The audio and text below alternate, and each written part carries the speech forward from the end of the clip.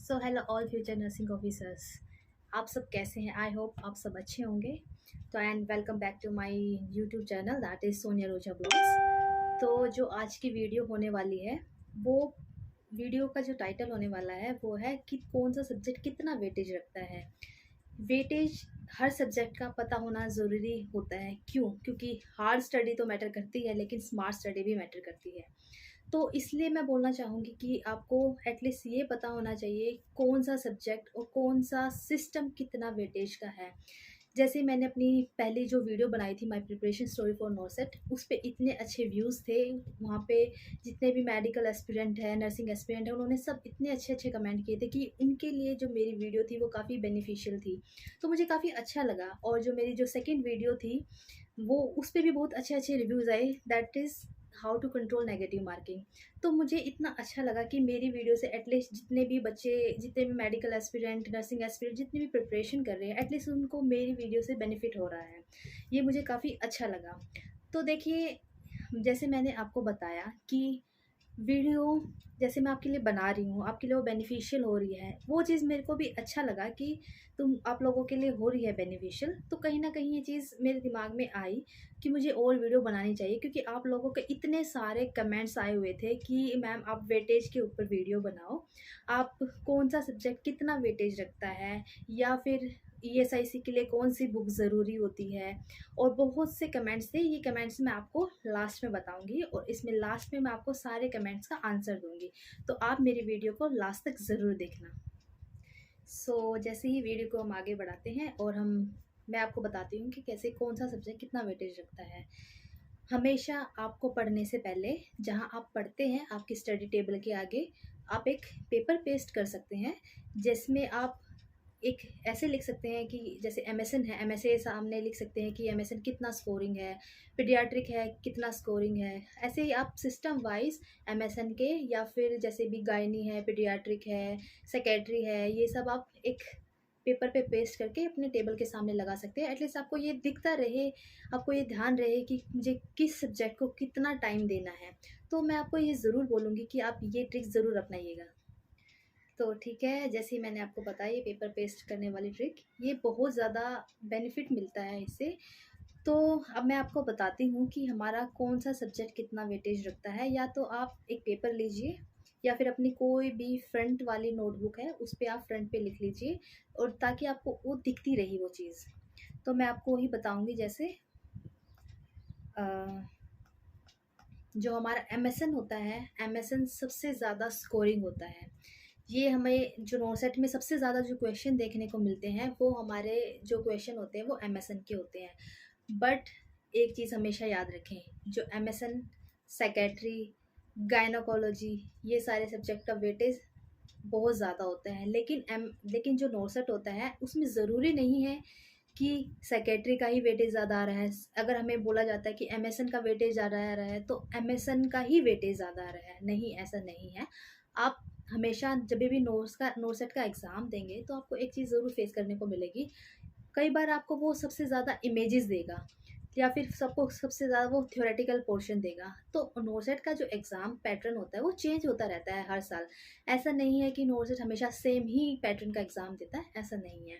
तो मैं आपको हमेशा यही बोलूँगी, हम कोई भी अगर एग्ज़ाम की प्रिपरेशन करते हैं, अगर हम नॉर्सेट की प्रिपरेशन करते हैं, तो हमें एटलीस्ट ये तो पता होना चाहिए ना कि, या हमारे अंदर एक कॉन्फिडेंस तो डेवलप होना चाहिए कि अगर हम पढ़ रहे हैं तो हमें अपना सब कुछ कंटेंट अच्छे से पढ़ना है। ऐसा नहीं है कि हमने एक सिस्टम को पढ़ लिया, 3-4 महीने नहीं पढ़ा, हम उसको भूल गए, तो हमें ऐसा नहीं करना है। तो मैं आपको ये ज़रूर बताऊँगी, जो मेरी नेक्स्ट वीडियो है, कि आपको एमएसएन के सिस्टम को कैसे पढ़ना है, गायनी, सेक्रेटरी उनको कैसे पढ़ना है। क्योंकि सेक्रेटरी एक ऐसा सब्जेक्ट होता है कि आप उसको अगर 7 डेज़ या 15 डेज़ उसको अच्छे से पढ़ भी लोगे, लेकिन वो, जैसे आप सेक्रेटरी नहीं पढ़ते हो, 10 या 15 दिन के बाद आप सेक्रेटरी भूल जाओगे। तो मैं ये चीज़, क्योंकि मेरे साथ हुई थी, मैंने भी पूरा अपना 1-2 हफ्ता सेक्रेटरी अच्छे से की, जितनी भी उसकी मेडिकेशन है, जितने भी उसकी सारी इन्वेस्टिगेशंस हैं, वो मैंने सब अच्छे से किए। लेकिन 10-15 दिन के बाद मैं सेक्रेटरी भूल गई थी। तो मेरे को कहीं न कहीं ये लगा यार कि ऐसे अगर हम पढ़ेंगे लेकिन हम भूल जाएँगे, वो भी सेक्रेटरी वाला सब्जेक्ट है। अब सेक्रेटरी का भी वेटेज एग्ज़ाम में बहुत ज़्यादा आने वाला है।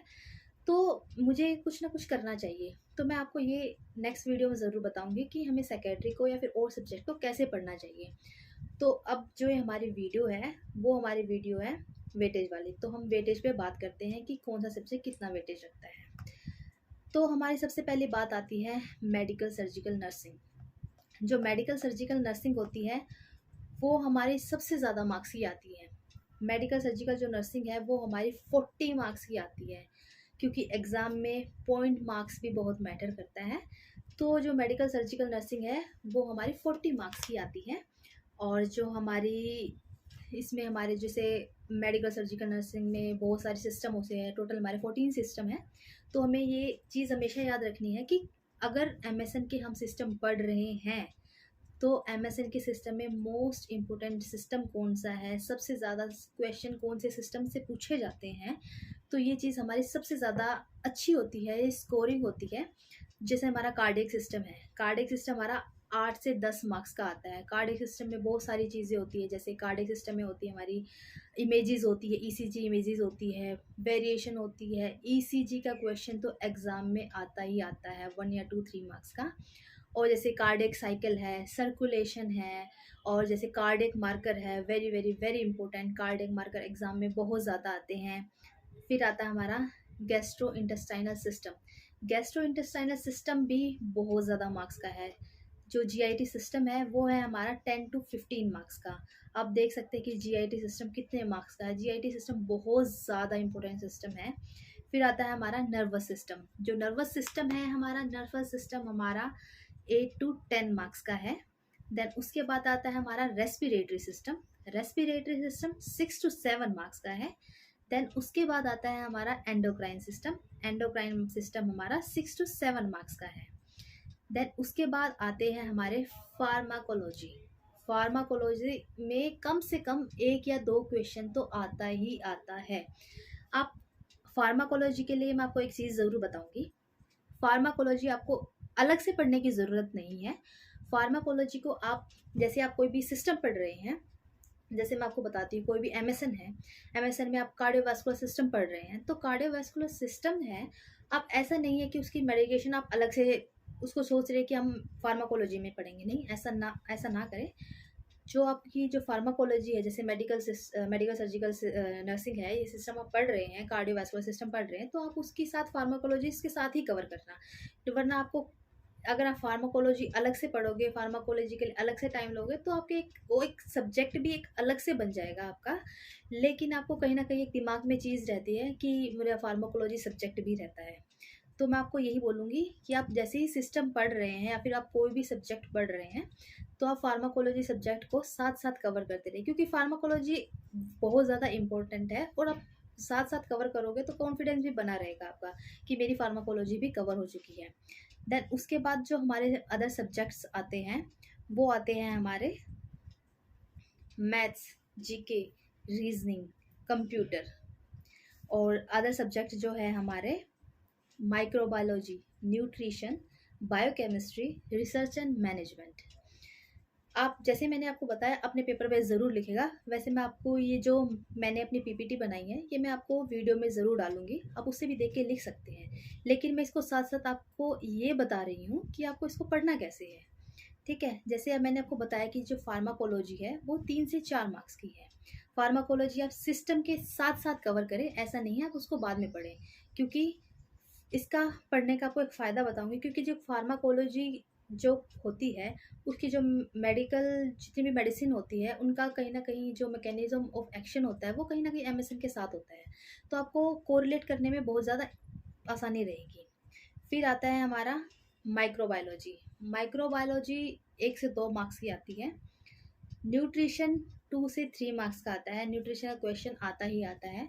मैं आपको, और जो मैं आप आगे जो वीडियो बनाऊंगी मैं उसमें आपको ज़रूर बताऊंगी कि आप इसमें कौन कौन से टॉपिक्स ले सकते हैं। माइक्रोबायोलॉजी हो गया, न्यूट्रिशन हो गया, बायोकेमिस्ट्री हो गया, ये सब। और जो बायोकेमिस्ट्री है वो हमारा 1 to 2 मार्क्स का आता है। फिर आता है हमारा रिसर्च एंड मैनेजमेंट। रिसर्च और मैनेजमेंट में भी क्वेश्चन आते हैं। जो इसमें जो मार्क्स होता है हमारा वो 2 to 3 मार्क्स का होता है। तो जैसे ही मैंने आपको बताया, ये हमारे बहुत सारे सब्जेक्ट्स होते हैं, ये हमारे कितने कितने स्कोरिंग होते हैं। तो मैंने आपको ये सब बताया। तो मैं मतलब आई होप आपको ये वीडियो ज़्यादा बेनिफिट होगा इस वीडियो से। तो मैं आपको ज़रूर बोलूँगी कि जैसे मैंने आपके लिए वेटेज वाली वीडियो बनाई है, तो मैं आपको ये चीज़ ज़रूर बोलूँगी, ये चीज़ आप हमेशा ध्यान में रखना कि नोरसेट का जो एग्ज़ाम होता है, आप ऐसा नहीं है कि आप बिल्कुल थ्योरी पढ़ के जा रहे हैं, ऐसा नहीं है कि आप बिल्कुल इमेजेस पढ़ के जा रहे हैं, या फिर ऐसा नहीं है कि आपने प्रीवियस पेपर देखा तो पेपर का वेटेज उसी हिसाब से आएगा। मैंने आपको ये चीज़ बताई ज़रूर कि वेटेज का कौन सा सब्जेक्ट कितना वेटेज रखता है, लेकिन मैं आपको ये ज़रूर बोलूँगी कि आपको, जैसे मैंने ही एग्ज़ाम दिया था नोसेट 2020 का, तो उसमें कहीं न कहीं गायनोकोलॉजी ओप्स ज़्यादा आई थी और साइकेट्री का वेटेज सबसे ज़्यादा आया था, और एमएसएन का भी आया था पर इतना ज़्यादा नहीं आया था। तो कहीं न कहीं गायनी और साइकेट्री का वीडियो या फिर साइकेट्री का जो वेटेज है वो सबसे ज़्यादा आया था। तो मेरे दिमाग में कहीं न कहीं ये चीज़ आई थी कि एटलीस्ट मैंने ये चीज़ सारे सिस्टम अच्छे से कवर किए हैं, कि मेरे दिमाग में ये नहीं है कि अगर मुझे किसी ने बोला है एमएसएन का सिस्टम है, तो एमएसएन ही मैं ज़्यादा पढ़ के जाऊँ, या किसी ने मुझे बोला है कि सेक्रेटरी का ही वेटेज ज़्यादा था, मैं ज़्यादा पढ़ के जाऊँ। ऐसा नहीं है। तो आप ये चीज़ दिमाग में ज़रूर रखना, क्योंकि एक टाइम होता है अपने आप को देने का। तो मैं आपको वही बोलूँगी, अगर आप पढ़ रहे हैं, तो सिर्फ़ आप एक ही चीज़ याद रखना कि अगर मैं पढ़ रही हूँ तो मैं अपने लिए पढ़ रही हूँ। ये जो टाइम है वो सिर्फ़ मेरे लिए टाइम है। ठीक है? आप सब कुछ छोड़ दो। मैं आपको ये बोलूँगी, ऐसा नहीं है कि आप एन्जॉय नहीं करो, एन्जॉय करो। अब जैसे वीक है, वीक में आप पूरा 7 डेज़ नहीं पढ़ना चाहते तो वीक में आप 1 दिन घूमने जा सकते हैं। जैसे, लेकिन कंटिन्यूएशन रखना ज़रूरी है। कंटिन्यूएशन कैसे? जैसे आप वीक में 3-4 दिन आपने रेगुलर पढ़ा अच्छे से, जितने भी आप 10-12 घंटे आप पढ़ना चाहते हैं, 7-8 घंटे जैसे भी आप पढ़ना चाहते हैं, वो अपनी कैपेबिलिटी के हिसाब से आप पढ़ सकते हैं। लेकिन मैं आपको बोलूँगी, जैसे आप, ऐसा भी नहीं है कि आप पढ़े जा रहे हैं, लेकिन आपको कुछ समझ भी नहीं आ रहा, तो माइंड फ्रेश करना भी ज़रूरी है। तो जैसे वीक में आप एक बार घूमने जा सकते हैं। अगर आप घूमने जा रहे हैं, तो उस दिन भी आके कम से कम 2 या 3 आवर्स तो आपको स्टडी करनी ही करनी है।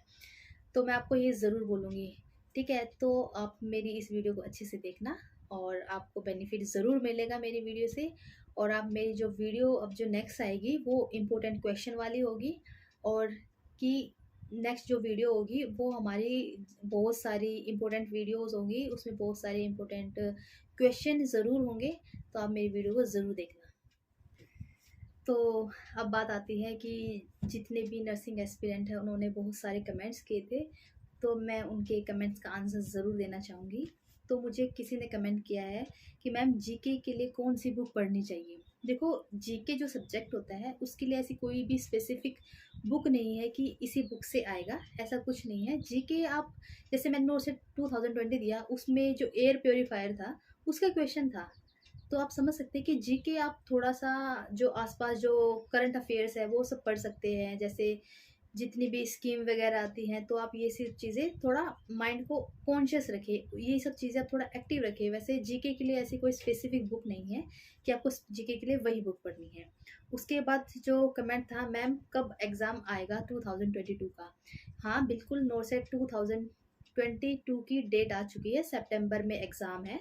तो आप प्रिपरेशन अच्छे से स्टार्ट कर दीजिए, और ये हमेशा आप पढ़ते टाइम ये ज़रूर ध्यान रखिएगा कि जो मैं पढ़ रही हूँ, जो मैं टाइम दे रही हूँ, वो मेरी मेरी लाइफ के लिए वो टाइम है। तो अपने आप को अच्छे से टाइम देगा। तो नेक्स्ट कमेंट है हमारा, पीआर यादव से थ्योरी पढ़ी थी क्या, क्वेश्चन प्रैक्टिस की थी? देखो, जैसे मैंने आपको बताया, पीआर यादव की जो थ्योरी की बुक भी आती है और क्वेश्चन की बुक भी आती है। तो मैं आपको वही बोलूँगी, जो थ्योरी की बुक भी है, आप थ्योरी की बुक भी पढ़ो और क्वेश्चन की बुक भी पढ़ो। क्योंकि जो पीआर यादव बुक है ना, पीआर यादव बुक एक ऐसी बुक है जिसमें हम बेस से स्टार्ट करते हैं। जैसे हमारा बेस बिल्ड नहीं है, तो उसमें बेस बिल्ड करने के लिए हमारी पीआर यादव बुक होती है। तो आप पीआर यादव को जो उसकी थ्योरी है, आप उसकी थ्योरी पढ़ो, अपना बेस बिल्ड करो, देन उसके बाद मोस्बी और एनक्लेक्स बुक्स आप पढ़ सकते हो। तो मैं आपको यही बोलूँगी कि आप पीआर यादव की जो थ्योरी वाली बुक है और क्वेश्चन वाली बुक है, वो दोनों ज़रूर पढ़े, वो बहुत ज़्यादा इंपॉर्टेंट बुक्स हैं। उसपे आपका थ्योरी अच्छे से क्लियर हो जाएगी। देन उसके बाद आता है हमारा, हाँ, गुड इवनिंग दी, आप मुझे भी सजेस्ट कीजिए कि मुझे एम्स में जाने में मेरा ड्रीम है। मेरे पास PR Yadav target high book है, नोट सेट को क्रैक कैसे कर सकते हैं इस बुक से? देखो, बात कहीं न कहीं पीआर यादव और टारगेट की आती है। बहुत सारे बच्चे जो मतलब कन्फ्यूज़ रहते हैं कि हमें पीआर यादव बुक पढ़नी चाहिए या फिर मौज़मी बुक पढ़नी चाहिए। तो मैं आपको ये बोलूँगी कि एक टारगेट बुक है। टारगेट बुक अगर आप पढ़ रहे हैं, तो आपको हमेशा एक चीज़ याद रखनी है, आपकी थ्योरी क्लियर होनी चाहिए। अगर आप कोई भी क्वेश्चन वाली बुक पढ़ रहे हैं, जैसे आप कोई भी अगर पीआर यादव पढ़ रहे हैं, आप कोई भी टारगेट वाले क्वेश्चन से बुक से क्वेश्चन कर रहे हैं, तो मैं आपको ज़रूर बोलूँगी अगर आप क्वेश्चन पढ़ रहे हैं, तो आपको थ्योरी क्लियर होना ज़रूरी है। क्यों? क्योंकि बहुत जो मैंने चीज़ फेस की है, जो टारगेट आई है, उसमें बहुत सारे जो मेरे को लगा कि क्वेश्चन के जो आंसर्स हैं, वो गलत हैं, मुझे ऐसा लगा। और तो मैं आपको यही बोलूँगी अगर आप क्वेश्चन पढ़ रहे हो पीआर यादव से या फिर टारगेट हाई से, आप क्वेश्चन को आपको उसकी थ्योरी क्लियर होनी चाहिए सिस्टम की, तभी आपका टारगेट हाई और पीआर यादव पढ़ने का फ़ायदा है। वरना कोई फ़ायदा नहीं, क्योंकि आप गलत चीज़ पढ़ोगे, टाइम भी दे रहे हो लेकिन गलत चीज़ पढ़ोगे, वो थोड़ा कहीं न कहीं एक चीज़ हो जाती है। देन उसके बाद आता है हमारा दीदी आपको कौन सा एम्स मिला। तो जो मेरे को जो हॉस्पिटल अलॉट हुआ है, वो मेरे को सफदरजंग हॉस्पिटल अलॉट हुआ है, क्योंकि मैंने जो अपनी फर्स्ट प्रायोरिटी फिल की थी, वो मैंने वीएमएमसी एंड सफदरजंग हॉस्पिटल वाली फर्स्ट प्रायोरिटी फिल की थी। देन उसके बाद आता है हमारा कि जो प्रीवियस क्वेश्चन पेपर्स होते हैं, वो हमें कहाँ मिलेंगे। देखो, जो प्रीवियस क्वेश्चन पेपर है वो हमारे हमें टारगेट हाई में मिल जाएंगे। पीआर यादव की बुक है, उसमें भी आपको क्वेश्चन मिल जाएंगे, लेकिन जो टारगेट हाई है उसमें आपको जैसे ईएसआईसी का है एग्जाम पेपर प्रीवियस, वो मिल जाएगा। लेकिन ईएसआईसी में आपको जैसे आप क्वेश्चन सोल्व करोगे, आपको कहीं ना कहीं जैसे एक क्वेश्चन ईएसआईसी मिल गया, देन उसके बाद आप क्वेश्चन पढ़े जा रहे हो, तो नोर सेट आपको 2019 का क्वेश्चन मिल गया, या फिर एम्स मंगलागिरी का कोई भी एग्जाम हुआ था तो उसका क्वेश्चन मिल गया। तो आपको एक अगर सीरीज वाइज चाहिए बिल्कुल एकदम से क्वेश्चन पेपर, तो आप टारगेट में आपको वो मिलेंगे, वो आपको पीआर यादव में नहीं मिलेंगे। देन उसके बाद जो नेक्स्ट क्वेश्चन है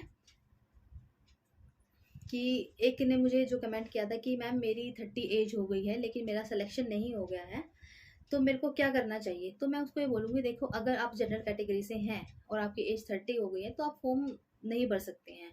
या फिर आपको जैसे एज से रिलेटेड फैक्टर होता है, ये तो होता ही है गवर्नमेंट जॉब में, तो आप ये भी थोड़ा देख सकते हैं। देन उसके बाद जो हमारा क्वेश्चन आता है कि subject wise video banana please, जो भी इम्पोर्टेंट टॉपिक्स होते हैं। हाँ, मैं सब्जेक्ट वाइज जो इम्पोर्टेंट टॉपिक्स होते हैं, मैं अब उनकी वीडियो सीरीज डालूंगी, आप मेरी वीडियो को ज़रूर देखते रहना। फिर मुझे एक कमेंट आया है, टाइम टेबल कैसे सेट करना है और मैथ और रीजनिंग कहाँ से पढ़ सकते हैं। देखिए, जो टाइम टेबल है, टाइम टेबल की मैं एक वीडियो अलग से बनाऊंगी कि हमें अपने टाइम टेबल को कैसे पढ़ना है, क्योंकि बहुत सारे सब्जेक्ट ऐसे हैं कि अगर हम 10-15 दिन नहीं पढ़ेंगे तो हम उसको भूल जाते हैं। तो ये चीज़ मैं आपको ज़रूर बताऊंगी कि टाइम टेबल कैसे सेट करें। अब मैं ये चीज़ आपको नेक्स्ट वीडियो में बताऊंगी। फिर आती है हमारी मैथ जीके रीजनिंग, हम कहाँ पढ़ें। मैथ्स जीके रीजनिंग आप यूट्यूब से बहुत सारी वीडियोस होती है जो मैथ्स जीके रीजनिंग की वहाँ पे वीडियोस होती है, आप वहाँ से भी मैथ्स ये जीके रीजनिंग वगैरह कर सकते हैं।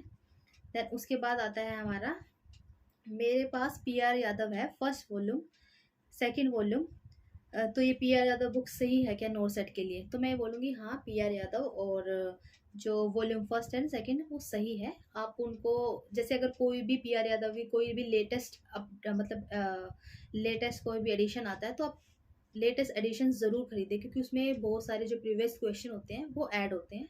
तो आपको प्रीवियस क्वेश्चन की जो बुक होती है वो ज़रूर आप बाय करना। देन उसके बाद आता है कि मैम एनक्लेक्स ज़रूरी है क्या पढ़नी। देखो, एनक्लेक्स की जो जैसे मैंने पढ़ना स्टार्ट किया था, तो मुझे बहुत से लोगों ने बोला था कि एनक्लेक्स बुक बहुत ज़रूरी है, एनक्लेक्स से ही क्वेश्चन पेपर आता है। ऐसा नहीं है, आप एनक्लेक्स नहीं पढ़ेंगे तो भी चलेगा।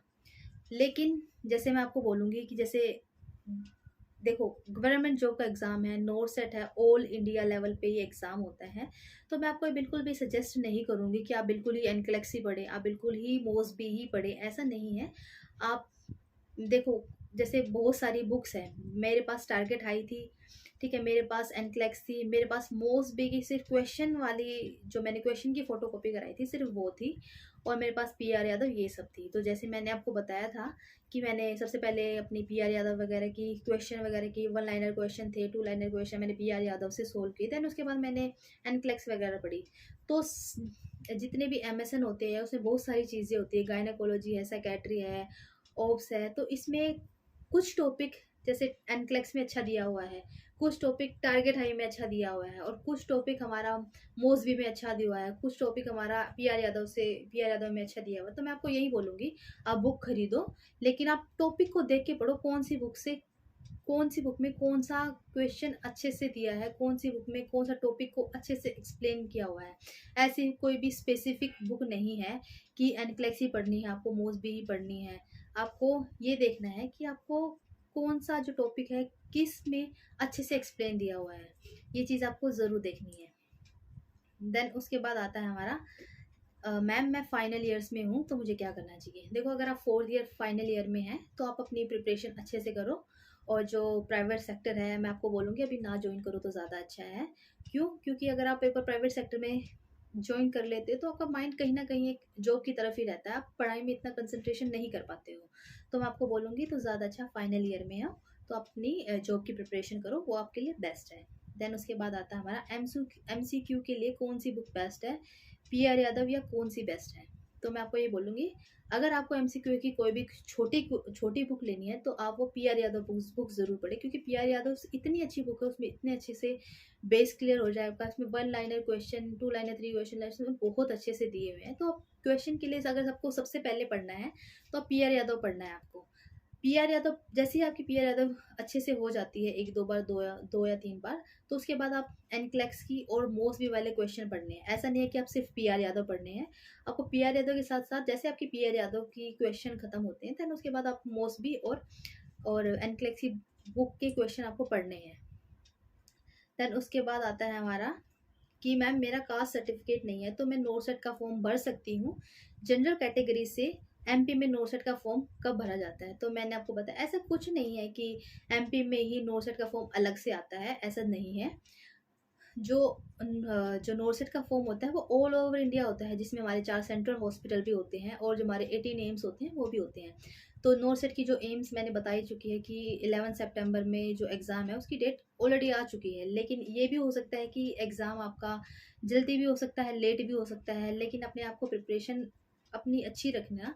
ऐसा नहीं है कि एग्ज़ाम की अगर डेट बाद में चली जाती है और जैसे पहले आ जाती है फिर बाद में आ जाए तो अपनी पढ़ाई छोड़ दो। अगर डेट ऐसे हो सकता है, जैसे मैंने भी एग्ज़ाम दिया था तो उसमें मेरा एग्ज़ाम 1 या 2 महीना लेट हो गया तो, लेकिन मैंने अपनी प्रिपरेशन नहीं छोड़ी थी। तो आप भी ऐसा करना, अपनी प्रिपरेशन कंटिन्यू रखना, छोड़ना नहीं है बीच में। देन उसके बाद आता है हमारा मैम एम्स के सारे सेम ही होते हैं क्वेश्चन, किस टॉपिक से ज़्यादा क्वेश्चन आ रहे हैं, कौन से सब्जेक्ट के ज़्यादा क्वेश्चन आ रहे हैं? तो मैंने आपको वैसे ही पहले जो बताया कि कोई भी सब्जेक्ट का वेटेज ज़्यादा आ सकता है, लेकिन जैसे ओनकोलॉजी सब्जेक्ट है, ये बहुत छोटा सिस्टम है, ई आई एंड ईयर है, ये वाला छोटा सब्जेक्ट है तो इसका इसमें इतना टाइम देने की ज़रूरत नहीं है। तो मैंने जैसे आपको बताया कि सब्जेक्ट वाली वीडियो, वेटेज वाली वीडियो, आप मेरी वीडियो को देखना और आपको बेनिफिट ज़रूर मिलेगा।